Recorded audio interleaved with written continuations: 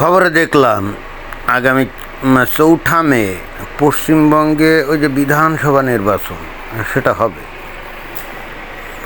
তো পশ্চিমবঙ্গের বিধানসভার আসন সংখ্যা কত? ২৯৪, রাইট? সংখ্যাগরিষ্ঠতা পেতে গেলে কয়টা আসন পেতে হবে? ১৪৮টা। গতবারে যখন ইলেকশন হয়েছিল আমার তখনও এরকম একটা হাইপ আমি দেখছিলাম যে তখন বোধহয় বিজেপি জিতে গিয়ে ক্ষমতায় চলে যাবে এরকম।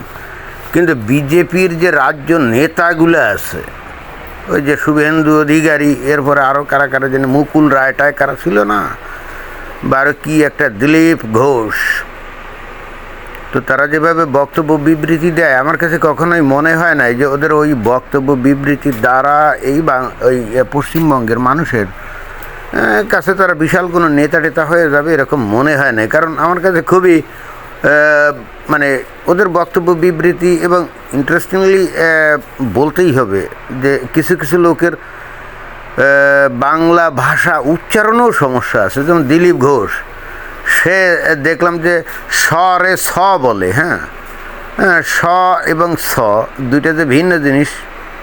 ভারতের কিছু কিছু জায়গায় এই জিনিস সমস্যাটা আছে, আসলে ওরা ডিফারেন্সিয়েট করতে পারে না। আচ্ছা, আপনারা বলেন তো দন্ত স এবং স দুটো কি এক জিনিস? মোটেও এক জিনিস না, তাই না? কিন্তু আপনাদের নেতারা কিন্তু ডিফারেন্সিয়েট করতে পারে না। হ্যাঁ, হতে পারে হয়তো আঞ্চলিক একটা সমস্যা হয়তো রয়ে গেছে, বাট যখন একজন নেতা হবে তখন তো অ্যাটলিস্ট ওই ডিফারেন্সিয়েটটা করে সেভাবে কথা বলা উচিত। অর্থাৎ আমি আসলে বলতে চাচ্ছি যে পশ্চিমবঙ্গে এমন কোনো নেতা আমি দেখি না। মেইন নেতা কে? শুভেন্দু অধিকারী আর ওই দিলীপ ঘোষ, এরাই তো। তো এদের কথাবার্তা শুনে পশ্চিমবঙ্গের মানুষ যে খুব আপ্লুত হয় আমার কাছে সেটা মনে হয় না। এখন আমি অনেক গবেষণা করলাম যে এই মমতা বন্দ্যোপাধ্যায় বারবার জিতে আসে কী কারণে। মমতা বন্দ্যোপাধ্যায় ওই যে শুধুমাত্র যে লক্ষ্মী ভাণ্ডার এটা ওটা দিয়ে তারপরে ওই মুসলিম যে ভোট রিজার্ভ আছে তাদেরকে মাথায় তুলে নেচে যে বারবার ক্ষমতায় চলে আসে, বিষয়টা আসলে এত সরলীকরণ করলে কিন্তু হবে না। মমতা বন্দ্যোপাধ্যায়ের কিন্তু একটা ক্যারিসমেটিক চরিত্র আছে, এটা বিজেপির যে নেতা কর্মী সাপোর্টার তাদের স্বীকার করা উচিত। সেটা কি জানেন? আমি জানি না মমতা বন্দ্যোপাধ্যায় কী পরিমাণ দুর্নীতি করছে না করছে, এটা ঠিক আমি জানি না, বাট তার নেতা মন্ত্রীরা যে অনেক দুর্নীতি করেছে সেটা তো আমরা জানি। ওই যে একজন শিক্ষামন্ত্রী ছিল না, কি জানি নামটা ভুলে গেলাম, তো তার বাড়িতে দেখা গেল যে বস্তা বস্তা টাকা, তাই না? ওখানে ওই ব্যাংকে টাকা জমা রাখলে আবার ঝামেলা, তো ওই জন্যে বাড়ির মধ্যেই তার ওই বস্তা বস্তা টাকা ছিল, নামটা ভুলে গেলাম, শিক্ষামন্ত্রী। তার আবার গার্লফ্রেন্ডও আছে একটা, দেখলাম যে অল্প বয়সী একটা মেয়ে, মনে হয় অভিনয়টাই করতো, তার গার্লফ্রেন্ড। কি আনন্দ আকাশে বাতাসে। এই লোকটার বয়স হলো কত, 70+, তাই না? আর ওই গার্লফ্রেন্ডটার বয়স মনে হয় 35-36 এরকম হবে। রঙ্গতামাশায় দিন কাটায়, অসুবিধা নাই, চোখে আলুর দোস্ত, পুরুষ মানুষের মজ্জাগত। তো অদ্ভুত ব্যাপার হলো যে এই ঘটনাটা কিন্তু গত ইলেকশনের আগের ঘটনা, এবং অদ্ভুতভাবে আমি খেয়াল করলাম, দেখলাম যে ওই পশ্চিমবাংলার সাধারণ মানুষগুলো কিন্তু তারপরও এই তৃণমূলের মধ্যে এত দুর্নীতিবাজ নেতামন্ত্রী, খালি তো ওই একজন শিক্ষামন্ত্রীর বিরুদ্ধে হয়েছিল তা তো না, আরও অনেক মন্ত্রীর বিরুদ্ধে হয়েছিল, তাই না? এরা জেলেও গেছিল। এরপরেও এই পশ্চিমবঙ্গের মানুষগুলো মানে বাঙালিগুলা তারা কিন্তু তৃণমূলকে আসলে ভোট দেয় না, ভোট দিয়েছিল আসলে মমতা ব্যানার্জিকে, আপনাদেরকে বুঝতে হবে। এবং ওই যে লক্ষ্মী ভাণ্ডার বলেন অমুক তমুক, হ্যাঁ এটা একটা অন্যতম অবশ্যই কারণ, কিন্তু মেইনলি ভোট দিছিল এই মমতা বন্দ্যোপাধ্যায়ের কিন্তু একটা ক্যারিসমেটিক চরিত্র আছে, এইটা বিজেপি এতদিন আবিষ্কার করছে কিনা আমি জানি না। দেখেন যে মমতা বন্দ্যোপাধ্যায় যে আগেই বললাম যে আসলে দুর্নীতি করছে কিনা আমি জানি না, আপনাদের ভারতের এত রাজনীতির ভিতরে খবর আমার জানা নাই, বাট তার ক্যারিসমেটিক চরিত্রটা হলো যে দেখবেন যে তার জীবনযাপন কিন্তু খুবই সাধারণ। দেখবেন এই যে মুখ্যমন্ত্রী পদে বিগত 12-13 বছর ধরে আছে, তাই না? 12-13 বছর কেন, প্রায় 15-16 বছর, তাই না? 2008 সাল থেকে দেখবেন যে সে কিন্তু কোনো বিলাসবহুল জীবনযাপন করে না, এখনও সেই 20 টাকার স্যান্ডেল পায়ে দিয়ে আর ওই 200-250 টাকার শাড়ি পরেই সে কিন্তু ঘোরাঘুরি করে। এটা কিন্তু একজন নেতার জন্য বিশাল একটা ক্যারিসমেটিক ব্যাপার, বৈশিষ্ট্য, এবং এটা দ্বারা কিন্তু তারা কিন্তু সাধারণ মানুষের বিশালভাবে মন জয় করতে পারে। এটা কি আপনাদের কোনো আইডিয়া আছে? একজন নেতা যে নাকি মুখ্যমন্ত্রী অথবা প্রধানমন্ত্রী যাই বলেন না কেন, ওই ধরনের পোস্ট পদবিতে গেলে তো সাধারণত একটু দামি দামি কাপড় চোপড় পরে দামি গাড়িতে চড়ে, তা না এরকম হয়। কিন্তু মমতা বন্দ্যোপাধ্যায় সে কিন্তু তার ক্যারিসমেটিক চরিত্রটা বজায় রাখছে, যে she is not availing any a costly life. অন্তত অ্যাটলিস্ট বহিরাঙ্গিক দেখলে তো সেরকমই মনে হয়। 20 টাকা বা 50 টাকা দামে চপ্পল পরে, 200-250 টাকার শাড়ি পরে, তাই না? এবং যেখানে সেখানে গিয়ে মুখ্যমন্ত্রী হওয়ার পরেও সে কিন্তু কোনো সবাই গেল গিয়ে নিজে হাতে দেখা যায় যে চেয়ার সরায়। হ্যাঁ, এইটা কিন্তু সাধারণ মানুষকে দারুণভাবে বিমোহিত করে। আপনারা কি বোঝেন এটা? একজন নেতা, বড় নেতা এবং ক্ষমতাসীন, তাই না, সে যদি একটা অনুষ্ঠানে গিয়ে চেয়ার সরায় নিজের হাতে, এটা মানুষকে দারুণভাবে আকৃষ্ট করে। আমি নিজেই দেখছিলাম যে কোনো একটা অনুষ্ঠানে এরকম মমতা বন্দ্যোপাধ্যায় গেছে, তো সে কিন্তু চেয়ার সরাচ্ছে, কী জানি বলে যায় এখানে এই চেয়ার কেন, নিজেই সরাচ্ছে, সে কিন্তু অন্য কাউকে ডাকছে না। এটা কিন্তু একটা দুর্দান্ত ক্যারিসমেটিক ব্যাপার, সাধারণ মানুষকে দারুণভাবে আকৃষ্ট করে। সাধারণ মানুষ তখন মনে করে তাদেরই লোক, তাদেরই আপনজন। এটা কিন্তু একটা বিশাল ব্যাপার, সাইকোলজিক্যাল ব্যাপার। যখন পাবলিক মনে করে যে কোনো একজন নেতা তাদেরই লোক, তখন সে ওই নেতার মধ্যে আর কোনো দোষ সে কিন্তু খোঁজে না, অন্ধের মতো তাকে কিন্তু সাপোর্ট করে। তো বিজেপির কোনো নেতা এ পর্যন্ত এই ধরনের ক্যারিসমেটিক চরিত্র অধিকারী হতে পারছে এই পশ্চিমবঙ্গে? আমি দেখিনি। পশ্চিমবঙ্গ এবং তার লোকজন বাঙালিরা ভয়ঙ্কর হতভাগা। আপনারা খেয়াল করে দেখছেন এ পর্যন্ত এই যে গত 80 বছর হয়ে গেল, তাই না, ভারত স্বাধীনতা প্রাপ্ত হয়েছে, কেন্দ্রে যে বা যারাই ক্ষমতায় ছিল, পশ্চিমবঙ্গে কিন্তু অলওয়েজ তার বিরোধী দল ক্ষমতায় ছিল। যখন কেন্দ্রে অল্প কিছুদিন হয়তো লাইন মোতাবেক ছিল, 47 সালে যখন কংগ্রেস গোটা এই স্বাধীনতার পরে যে ভারতের ক্ষমতায় ছিল, তখন সিদ্ধার্থ শঙ্কর রায় ক্ষমতায় ছিল, যে নাকি ছিল বিধানচন্দ্র রায় কংগ্রেসের ছিল, শাসনাধীনে ছিল। এরপরে শুরু হলো কিন্তু বামপন্থীদের সরকার, তাই না?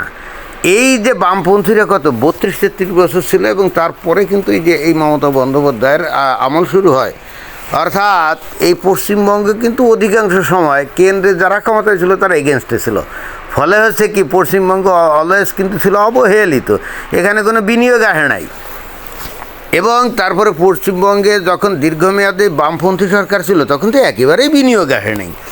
এমনকি খোদ ভারতের বড় বড় যে শিল্প কলকারখানার মালিক টাটা, বিড়লা, তারপরে আরও যারা আছে, ওই যে অনিল আম্বানি না, ওই যে মুকেশ আম্বানি, তো এখন এরা কখনোই কিন্তু পশ্চিমবঙ্গে কিন্তু তারা কখনোই কোনো ইনভেস্টমেন্ট করে নাই।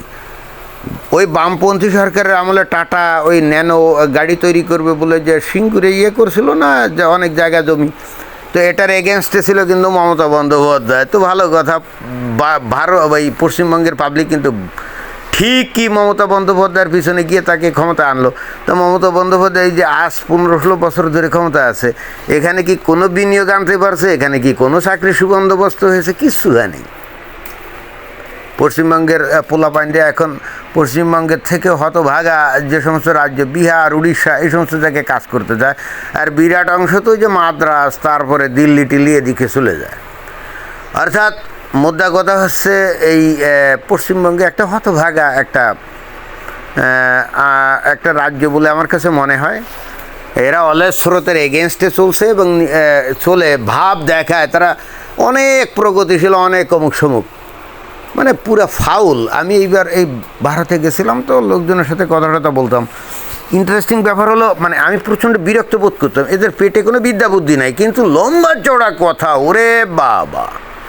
আমি তাদেরকে বললাম, বর্তমানে যে ট্রেন্ড চলছে, তোমাদের এখন কিন্তু আগে যা চিন্তা ভাবনা করতে, এগুলো চেঞ্জ করতে হবে, আদারওয়াইজ কিন্তু তোমরা বিপদে পড়বা।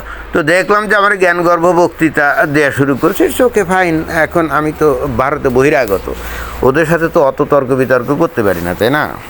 তবে তারপরও এবার অন্তত একেবারে কর্মজীবী যারা লোকজন, যারা নাকি ওই খোদ হয়তো লক্ষ্মী ভাণ্ডার থেকেও টাকা নেয়, আমার কাছে কেন জানি মনে হলো তারাও এবার সিদ্ধান্ত চেঞ্জ করেছে। মমতা বন্দ্যোপাধ্যায়কে তারা কেন জানি আর সহ্য করতে পারছে না। মমতা বন্দ্যোপাধ্যায়ের ভয়ঙ্কর রকম মুসলিম প্রীতি এটা তাদের কাছে প্রচণ্ড রকমভাবে বিরক্তিকর হয়ে উঠছে। আর মুসলমানরা যে কী জিনিস এটা ওই বাংলাদেশের কিছু ঘটনা দ্বারা অলরেডি কিন্তু এই বাংলার লোক জেনে গেছে। এবং অতঃপর যখন এই মুসলমানদের প্রতি মমতা বন্দ্যোপাধ্যায়ের এত ভয়ঙ্কর প্রীতি, তখন মানুষজন চিন্তা করছে ওই লক্ষ্মী ভাণ্ডার হোক আর অমুক হোক আর সমুক হোক, যে বা যারাই ক্ষমতা আসবে তারাই তো ওটা দিবে। তো এখানে তাহলে মমতা বন্দ্যোপাধ্যায়ের স্পেশাল ক্রেডিবিলিটিটা কী, মানে এখানে তার স্পেশাল ক্রেডিটটা কী? যে বা যারাই ক্ষমতা আসবে তারা সেগুলো দিবে। তো তাহলে মমতা বন্দ্যোপাধ্যায়কে ক্ষমতা রাখতে হবে কেন? অন্তত এই চিন্তাভাবনার বহিঃপ্রকাশটা আমি একেবারে লো লেভেল, মানে লেবার ক্লাসের লোকদের কাছ থেকে এবার শুনলাম। তারাই বললো যে এবার পরিস্থিতি ভিন্ন। আমি জানি না আসলে পরিস্থিতি ভিন্ন কি না।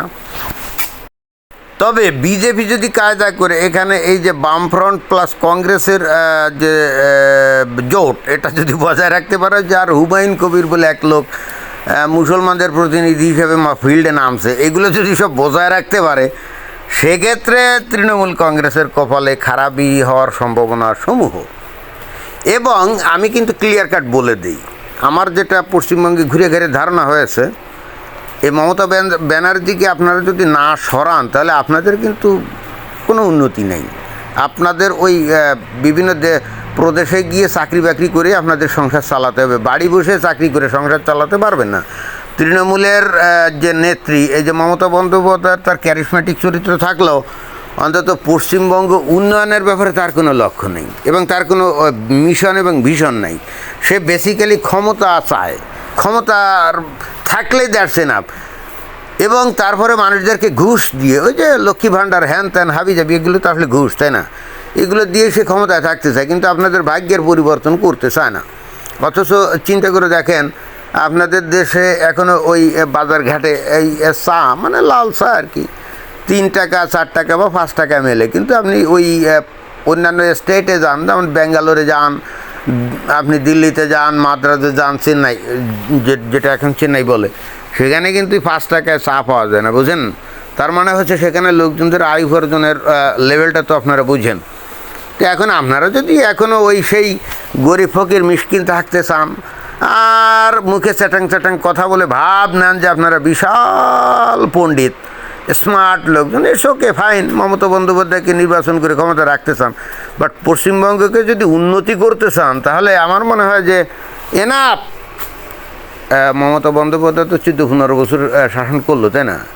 একটু বাচ্চা দিয়ে আমার মনে হয় যে ভিন্ন কাউকে আনাই উচিত, তাহলে আপনাদের মঙ্গল। আদারওয়াইজ আপনাদের কপালে কিন্তু ঠেড়া, এটা কিন্তু 100% গ্যারান্টি সহকারে বলা যায়। ধন্যবাদ।